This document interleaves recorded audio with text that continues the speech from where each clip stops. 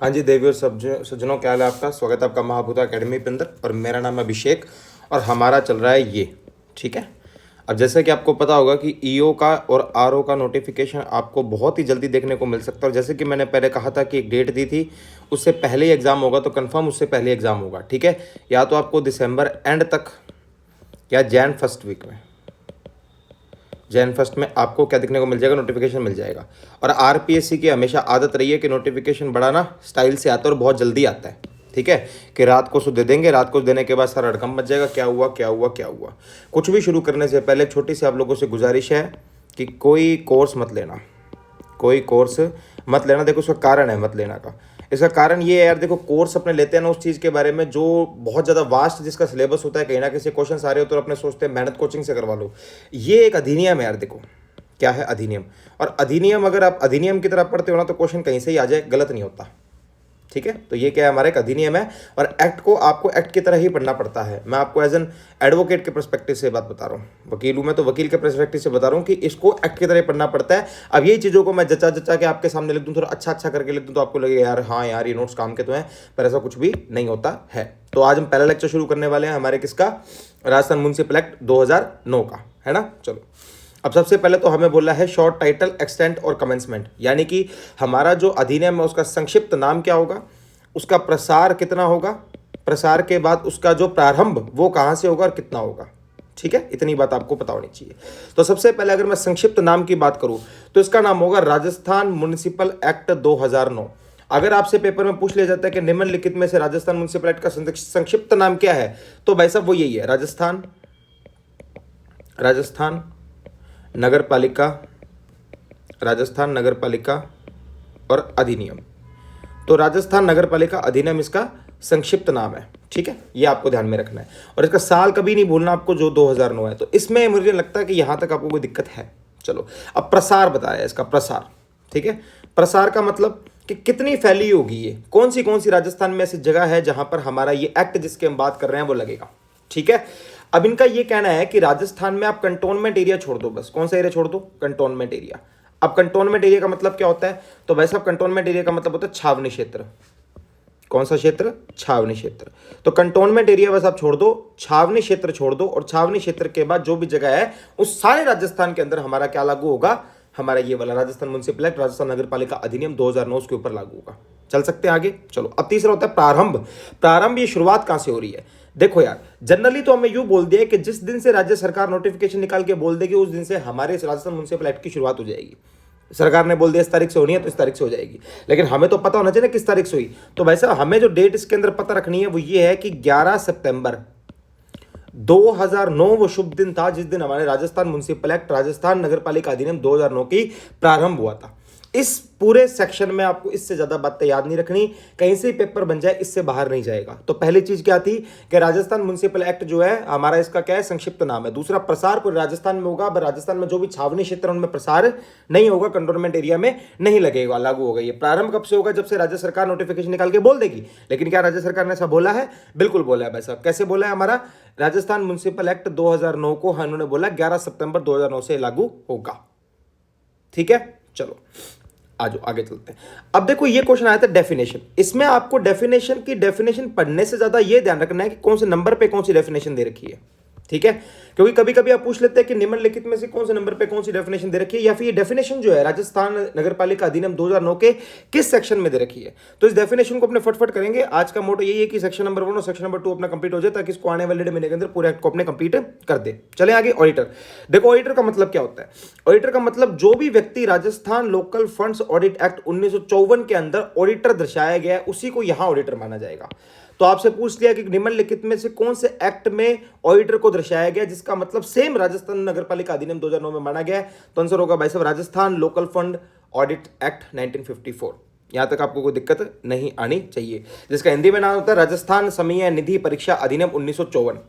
राजस्थान स्थानीय निधि परीक्षा अधिनियम 1954 लिख देता हूं यार, तुम कल को कहोगे लिखता भी नहीं है। आपसे बस एक गुजारिश है मेरी कि जब भी आप पढ़ने बैठो, इंग्लिश वाले अपना बेरक ऐसा कोई फ्री में मिल जाती है आपको, गवर्नमेंट की वेबसाइट से नहीं मिलेगी तो मैं इसका लिंक डाल दूंगा, ये लेके बैठा करो। कोई नोट्स फोर्ट्स कॉपी यहां से फलाना ढिमकाना बुक पार्ट भी तैयार एक बारी में कोई लेने की आपको आवश्यकता नहीं है, ठीक है। चलो तो इसका मतलब है राजस्थान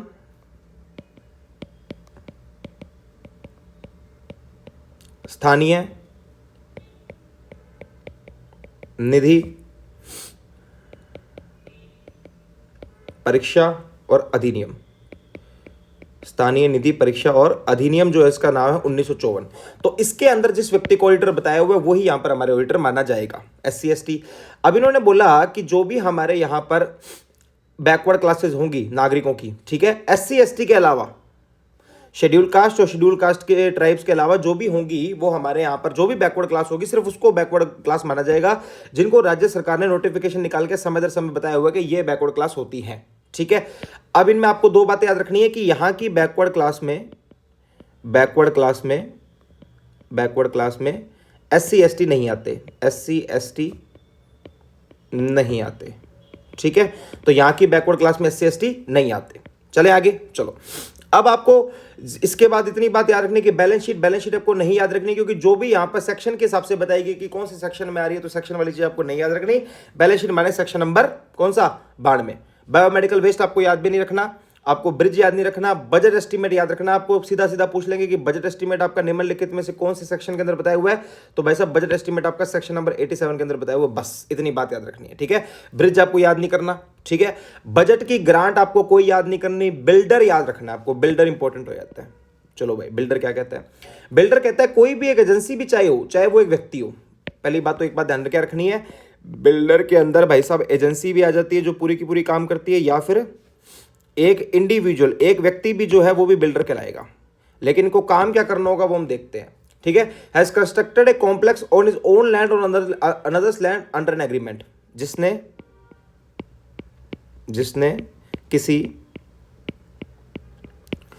जिसने किसी कॉम्प्लेक्स को बनवाया हो अपनी जमीन पर, या एग्रीमेंट करके किसी और की जमीन पर, या तो अपनी जमीन पर बनवाया हो या फिर एग्रीमेंट करके किसी और की जमीन पर इन्होंने बनाया हो, उसी को हम क्या कहते हैं, बिल्डर। अब बिल्डर में क्या सिर्फ एजेंसी आती है या इंडिविजुअल आता है क्या? नहीं भाई साहब, व्यक्ति भी आ सकता है, पूरा का पूरा एजेंसी भी आ सकती है, कोई इसमें दिक्कत नहीं है। इतनी बात भी आपको पता होनी चाहिए। चलो भाई, अब इसके अंदर ये बिल्डिंग आपको कोई आवश्यकता नहीं पढ़ने की, बिल्डिंग साइट जहां पर बिल्डिंग बनती है ये भी कोई पता नहीं। बायलॉज मतलब जो इस कानून के अंदर दिए गए हैं, बायलॉज जो इस अधिनियम के अंदर बनाए गए हैं, इस अधिनियम के अंदर बनाए गए हैं, इस अधिनियम के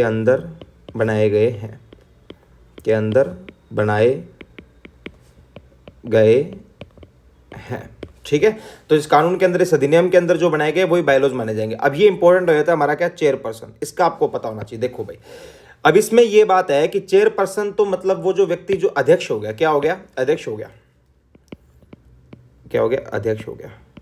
अब आप ये जानते हैं कि हमारे यहां पर एक तो नगर की निगम होती है, राइट, एक नगर की परिषद होती है, राइट, और एक नगर की परिषद होने के साथ साथ निगम परिषद के बाद एक नगर की हमारे पालिका होती है।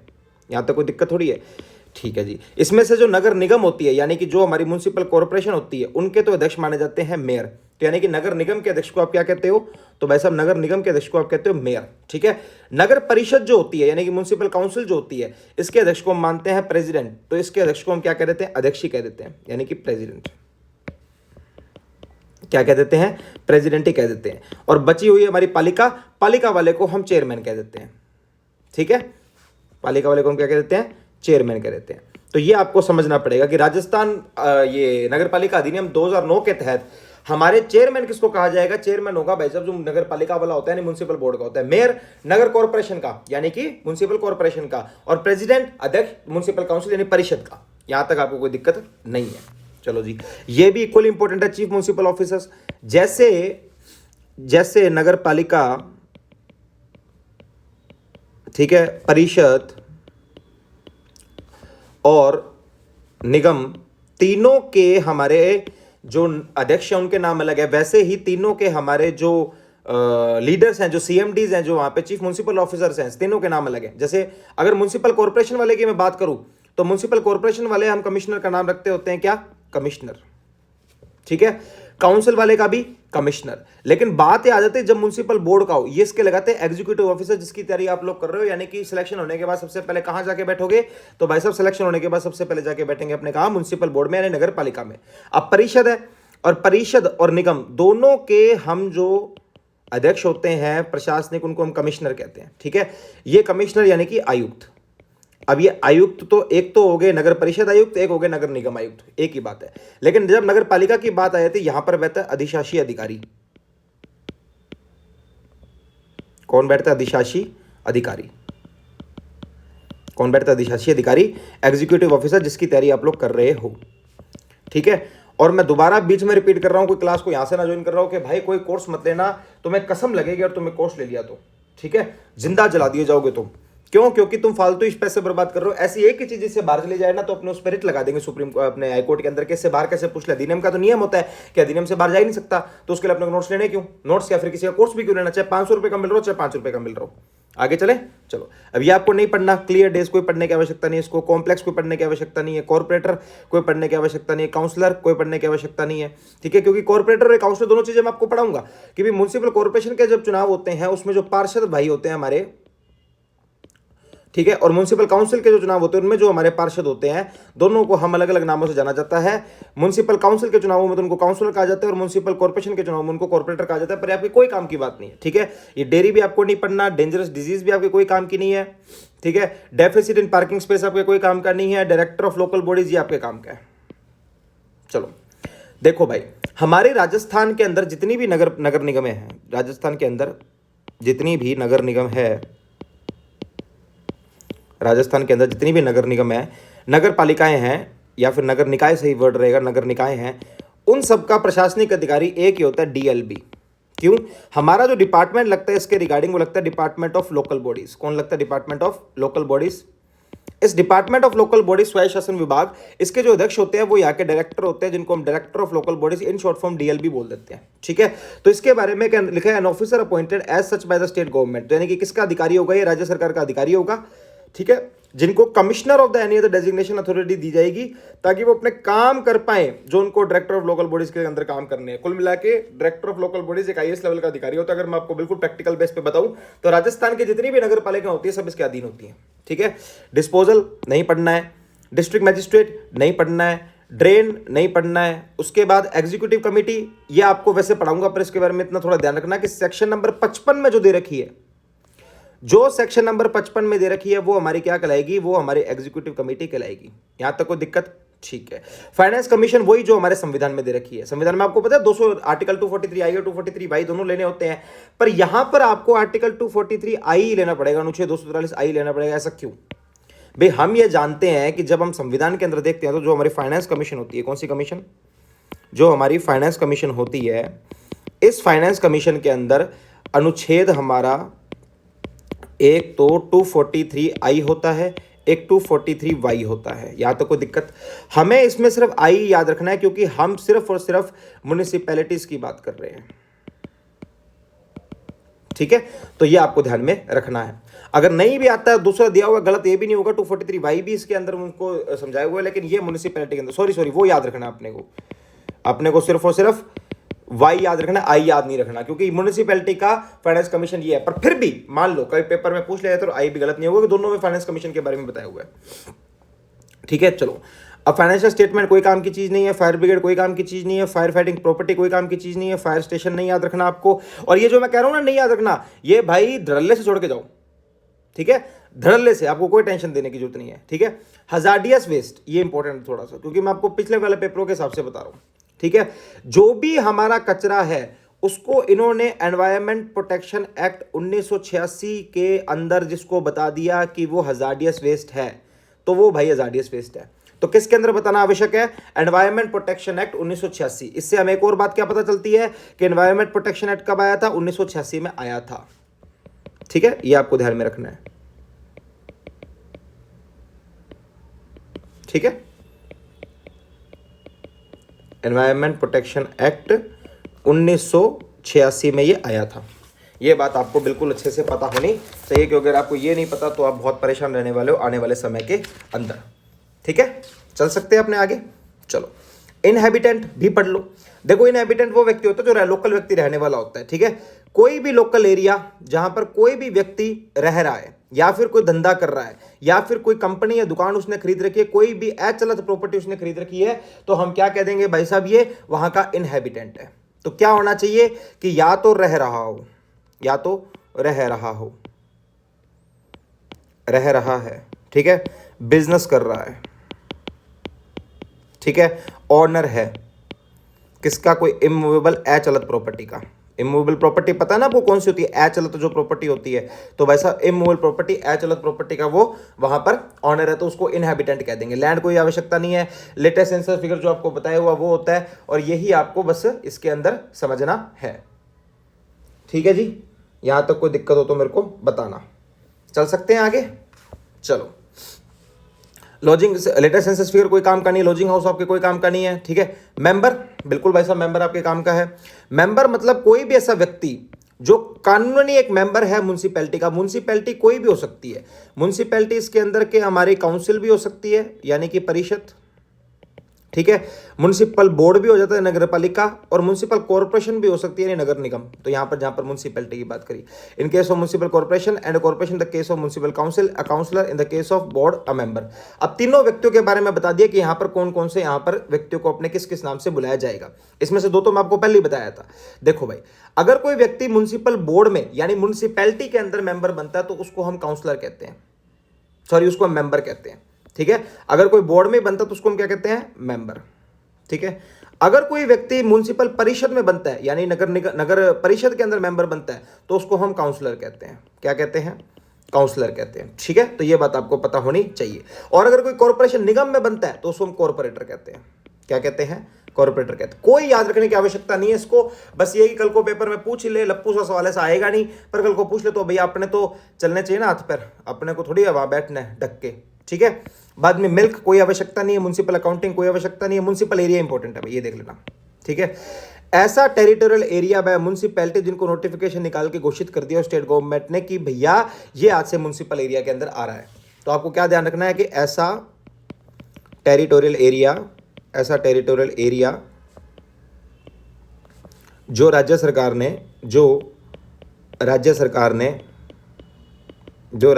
ने नोटिफिकेशन निकाल कर, जो राज्य सरकार ने नोटिफिकेशन निकाल कर घोषित कर दिया हो, जो राज्य सरकार ने नोटिफिकेशन निकाल कर घोषित कर दिया हो, तो वो क्या होता है, हमारा म्युनिसिपल एरिया होता है, ठीक है।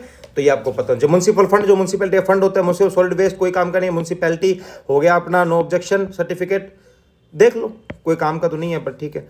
ऐसा डॉक्यूमेंट जो किया जाता है एक अथॉरिटी के द्वारा इशू। अब अथॉरिटी अलग अलग होगी, देखो यार, अथॉरिटी कॉर्पोरेशन की अलग होगी, काउंसिल की अलग होगी, और हमारे निगम की अलग होगी, परिषद की अलग होगी, और बोर्ड की अलग होगी, सबके अथॉरिटी के द्वारा। वो सर्टिफिकेट ये कहता है कि आज से इसके ऊपर आपको कंस्ट्रक्शन करने के लिए कोई और परमिशन की आवश्यकता नहीं, कोई आपके पीछे आके नहीं पड़ेगा, हमारी आपको पूर्णतः स्वेच्छा से आपको इजाजत है।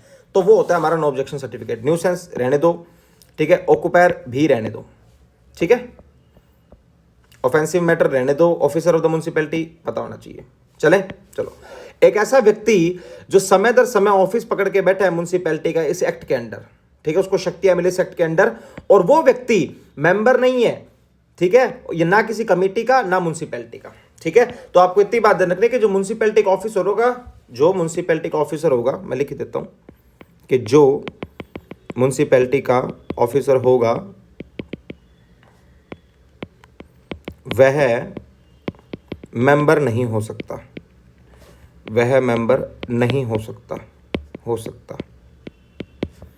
न ही म्युनिसिपैलिटी का और न ही किसी कमेटी का, और न ही किसी कमेटी या समिति का, ठीक है। एक बार पढ़ लोगे ना मुझसे बल्ले बल्ले हो जाएगी, कितने लकी हो तुम कि पढ़ रहे हो, ठीक है। अदर एजेंसी कोई काम की नहीं है, ऑनर बिल्डिंग का मालिक, पॉपुलेशन जनसंख्या जो कि सेंसस के शब्द देखिए, प्रिस्क्राइब्ड भी कोई काम का नहीं है, पब्लिक प्लेस देख लो यार, पब्लिक प्लेस तो चलो कल को पूछ ले, एक ऐसी जगह जो प्राइवेट प्रॉपर्टी नहीं होनी चाहिए। सबसे पहला पॉइंट तो क्या आ गया भाई साहब, प्राइवेट प्रॉपर्टी नहीं होनी चाहिए, जो कि सबके यूज के लिए इस्तेमाल करने के लिए ओपन हो, जनता के लिए ओपन हो, जनता वहां जाके अच्छे से एंजॉय कर सकते, अपना काम कर सकती है। अब वो अगर चाहे म्युनिसिपैलिटी में आए जगह या नहीं आए, डजंट मैटर, ठीक है। तो इसके बारे में बस एक बात याद रखना कि प्राइवेट प्लेस म्युनिसिपैलिटी के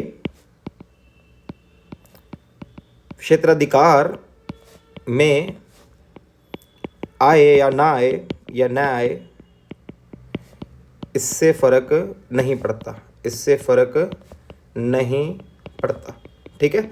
तो चाहे उनके क्षेत्राधिकार में वो आए या ना आए, इससे कोई फर्क नहीं पड़ता हमारे पब्लिक प्लेस के लिए, म्युनिसिपैलिटी के अंदर हो ना हो। बस वो प्राइवेट प्रॉपर्टी नहीं होनी चाहिए, किसी एक व्यक्ति को उस पर हक नहीं होना चाहिए, और सबके लिए खुली होनी चाहिए। तो उसको हम क्या कहते हैं, public place, public security, public street, ये सब अपने पढ़ेंगे आगे जब अपने म्युनिसिपैलिटीज के अंदर मैं आपको निर्माण वगैरह पढ़ाऊंगा, सब समझ में आ जाएगा। रबिश रूल, ठीक है। शेड्यूल कास्ट भी नहीं पढ़ना, शेड्यूल ट्राइब्स भी नहीं, सीवेज भी नहीं, स्टेट देख लो स्टेट, वैसे तो इसको रिप्रेजेंटेशन ऑफ पीपल एक्ट की बात ही कही होगी इसके अंदर, और क्या कहा होगा। चलो, state of Rajasthan formed section 10 of the state reorganisation act, ठीक है। तो किसको माना जाएगा, जो राजस्थान रीऑर्गेनाइजेशन एक्ट 1956 के तहत सेक्शन 10 में जो राज्य बताया हुआ वो होगा, ठीक है। स्टेट फाइनेंस कमीशन, वही आर्टिकल 243 आई और 243 जैसे मैंने आपको बताया था, ठीक है। स्ट्रीट, आगे चलते हैं, सब डिवीजन कोई काम का नहीं है, टैक्स कोई काम का नहीं है, ट्रांसमिशन लेयर कोई काम की नहीं है। ट्रांजिशन लेयर में थोड़ा सा आपको बता देता हूं कि देखो इसके अंदर कोई भी अर्बन एरिया हो सकता है, चाहे वो बड़ा अर्बन एरिया हो चाहे वो छोटा अर्बन एरिया हो, डजंट मैटर, ठीक है। जो कि आर्टिकल 243 को ऑफ कॉन्स्टिट्यूशन इंडिया के अंदर बता दिया जाता है। फिर भी ट्रांजिशन एरिया का जनरल मतलब ये होता है, एक एरिया तो यहां है, ठीक है, और एक एरिया ये रहा, ठीक है। अब इसके बीच का जो ये ट्रांजिशन एरिया हो रहा है ना, ये ट्रांजिशन एरिया होता है, पर वो अपने काम की बात इतनी है ही नहीं। व्हीकल कोई भी हो सकती है, वाइस चेयरपर्सन। अब देखो, जैसे हमने वहां पर चेयरपर्सन जो बोर्ड में बताया था वो कौन था, उसको चेयरमैन ही कहते थे, ठीक है। तो चेयरमैन कहते, जाहिर सी बात है वाइस को वाइस चेयरमैन कह देंगे। हमने कोल काउंसिल के अंदर क्या बताया था, प्रेसिडेंट बताया था, क्या बताया था, प्रेसिडेंट। अब जाहिर सी बात है जब वो प्रेसिडेंट थे तो इनको वाइस को क्या कह देंगे, वाइस प्रेसिडेंट। हमने कॉर्पोरेशन यानी निगम के अंदर क्या बताया था कि सब मेयर साहब बैठते हैं। अब जहां मेयर बैठते हैं तो यहाँ कौन हो जाएंगे, डिप्टी मेयर, ऐसे सिंपल। विलेज रहने दो, वार्ड रहने दो, वार्ड कमेटी सब पढ़ाऊंगा आपको। वार्ड वहां दिया हुआ सेक्शन नंबर 9 में, वार्ड कमेटी सेक्शन नंबर 54 में, सॉरी ज्यादा हो गया, सेक्शन नंबर 9 में, सेक्शन नंबर 54 में, ठीक है। वेस्ट मैनेजमेंट भी कोई काम का नहीं है आपका, और whole number of total number कोई काम का नहीं है, ठीक है। तो ये बेसिक चीजें आपको पता होनी चाहिए। अगर इतनी बेसिक चीजें कर लेते तो आपकी गाड़ी चलना मुश्किल है, गाड़ी आपकी दौड़ेगी, गाड़ी क्या करेगी, आपकी दौड़ेगी। अब मैं आपको देखो मना क्यों कर रहा हूं, वो कोर्स के लिए मना क्यों कर रहा हूं, देखना है ना। अगर आप कोई कोर्स लेते हो, सुनना मेरी बात है, कोर्स में क्या होता है, एक सेक्शन जो आपको दिया होगा वो सेक्शन को सजा के लिख देते हैं, सजा के लिख देते हैं, ठीक है। मैं ये नहीं कह रहा मुझसे पढ़ो, चाहे तुम्हारा जी चाहता है वहां से पढ़ लो, पर इस सेक्शन को सजा के लिखने के तुम 2000 रुपए क्यों दे रहे हो, मुझे बताओ वाई। कि सेक्शन सजा के लिखा है, जो यहां पर ऐसे बिड़ा बिड़ा लिखा हो उसको खुला खुला लिख देंगे, और खुला खुला लिखने के अंदर एक पॉइंट यहां बना दिया, फिर यहां 4 लाइनें, कोई ना कोई तो छूटेगी, क्योंकि नोट्स में छूटती है लाइनें यार। यहां पर बना दिया, यहां पर फिर, और यहां पर केसरी सिंह जी आके बयान देते जा रहे हैं कि इस बार ऐसे का पेपर देखना आपको मजा आ जाएगा। जब वो ऐसे ही पेपर में मजा दिला देंगे तो यू में क्यों नहीं दिलाएंगे भाई। एक्स से मैसेज से क्वेश्चन बना सकते हो जो तुम्हें हिले ही नहीं, तुम्हें हवा ही ना लगे, ठीक है। मैं नहीं कहता मुझसे पढ़ो, पर कम से कम पूरा अधिनियम तो पढ़ो भाई, जो मैं पढ़ा रहा हूं यहां पे। तुम्हें तो सिर्फ अधिनियम ही पढ़ना है, तुम्हें और क्या करना है, कुछ भी नहीं करना, तुम्हें आराम से अधिनियम पढ़ना है। और उसके लिए तुम अधिनियम पढ़ने के लिए कोर्स लेने जा रहे हो भाई साहब, मैं समझ नहीं आता क्यों इतनी मुक्ता करो। तुम्हें मम्मी की कसम मत लेना भाई, ठीक है। फ्री में मेरे से भी भगवान जाने कौन कौन बैठा है, कौन कौन करवा रहा है, मेहनत कर रहा है, तुम जा जाके फालतू कोर्स ले रहे हो। वो एक तुम्हें लप्पू सा लगा देते हैं कि वैकेंसी आने वाली है, वैकेंसी तो आ जाएगी, लेकिन तुम एक काम करो, ये ऐसा बैच ले लो, प्रारंभ, प्रचंड, भगवान जाने कौन कौन से होते हैं, ठीक है। तो तुम्हें टेंशन लेने की आवश्यकता नहीं है। ये हमारा आज पार्ट 1 खत्म हो गया, ठीक है, चैप्टर 1 खत्म हो गया। अब अगली बार हम करेंगे, अगली बार मतलब क्या, अगली क्लास में हमारा होगा चैप्टर नंबर 2, ठीक है। इस चैप्टर नंबर 2 के अंदर हमारे जो सेक्शंस हैं वो सेक्शन 3 से लेके 50 तक हमें करने हैं। कौन कौन से, सेक्शन नंबर 3 से लेके सेक्शन नंबर 50 तक, ताकि वो हमारे क्लियर तरीके से हो जाए। ये आपको समझ में आ गया। सॉरी, क्या ward section number 9, ward committee section number 54, ठीक है। उसके बाद सारे आपको जितने भी हमारे अध्यक्ष वगैरह उनके सारे के वाइस पता लग गए। उसके बाद आपको पता चल गया कि स्टेट का मतलब state reorganisation act section number 10। उसके बाद आपको पब्लिक स्पेस प्राइवेट प्रॉपर्टी नहीं होनी चाहिए, ऑफिसर ऑफ म्युनिसिपैलिटी किसी का भी भाग नहीं होना चाहिए, चाहे म्युनिसिपैलिटी का ना किसी समिति का, ठीक है। No objection certificate. उसके बाद कंस्ट्रक्शन कर सकते हो। फंड जो म्युनिसिपैलिटी का फंड होता है, इसको भी याद रखना है कौन सेक्शन में दिया हुआ है, सेक्शन नंबर 79 में दिया हुआ है। वैसे तो सब आएगा आगे, पर अपने क्या जोर पड़ रहा है, अगर अपने 2 बार याद रख लें तो है कि नहीं लालो मेरे खास मित्रों, अजीज साथियों। चलो जी, थैंक यू वेरी मच। ठीक है, अब अगली क्लास में मैं मिलूंगा आपको अगले पार्ट के साथ। ठीक है, कोई भी आपका सजेशन हो, ओपन है सजेशंस के लिए। और अगर आपको राजस्थान सब इंस्पेक्टर के लिए कोई भी हेल्प चाहिए हो तो काइंडली डीएम या फिर कमेंट, डजंट मैटर। आपका भाई तैयार बैठा है और आप उसमें भी गाड़ी आपकी निकलवा देंगे। समझ गए? Thank you very much.